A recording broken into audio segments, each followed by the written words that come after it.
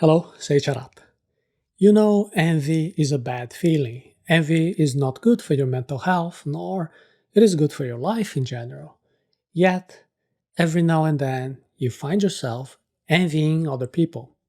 You envy the coworker who achieves some goals that you don't. You envy that person who has the body shape that you wish you had. You envy those who keep posting about parties or trips or achievements in general on social networks. And now, what can you do to stop that bad feeling?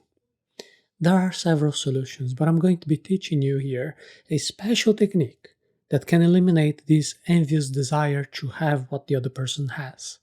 It is the technique of not seeing yourself as someone who is separate, isolated from other people. Envy comes when you want what the other person has.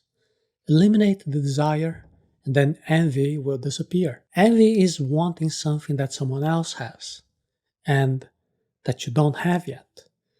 It could be a job position, some material object, or even a physical trait, a personality trait.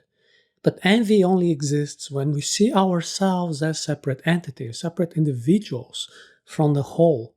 So the best way to end this envy is to remove this separation. We are all human beings avoiding suffering, seeking happiness. We are all the same. Therefore, there is no room for envy. Someone's happiness can also be your happiness. Does it seem impossible?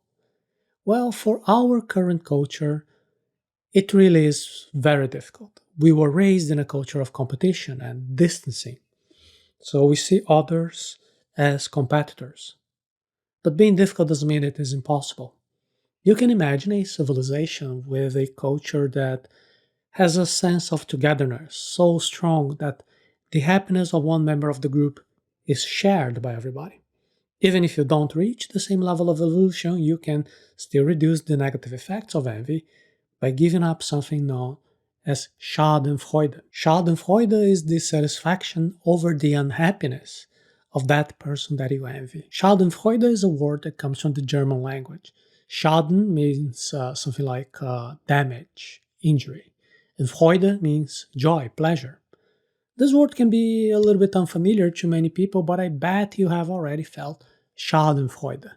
You know, when you envy someone and then suddenly that person suffers a setback, like losing a job.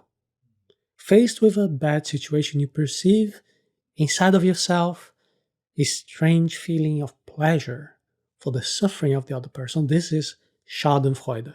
Schadenfreude is such a bad feeling that we don't want to admit it to anybody. Often we don't admit it to ourselves. But we want to get rid of that Schadenfreude. The first step to do is to admit when it happens. And why does it happen? Because we see ourselves as separate beings, in competition with each other.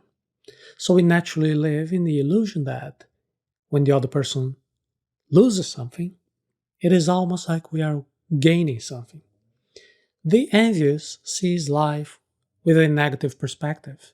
In addition to always being in competition, it is a competition in which they are always at some type of a disadvantage. And that only harms yourself. To lose this type of conditioning, the idea of things that you see yourself as part of a whole, then you notice how connected we are. But if you can't reach that sweet spot, there's an alternative. You can train your mind and not just see as other people as competitors. You can eliminate this idea of competition. That by itself already brings huge gains to your life. A practical tip is to change the mindset with which you compare your life to that of others. Instead of envying what other people have, you can try to be inspired by what they did to get what they have today. This inspiration will be kind of a positive envy. Instead of arousing negative feelings like envy, inspiration would be a positive feeling, a willingness to act.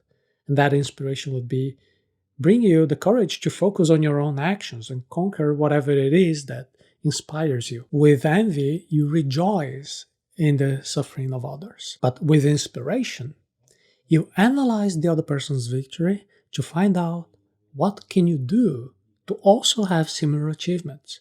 This requires a little bit of self-knowledge. You need to ask yourself questions such as, how can I improve myself? What is missing for me to also have those achievements? What did this person do differently to get where they are? What can I do as well from my starting point with my conditions?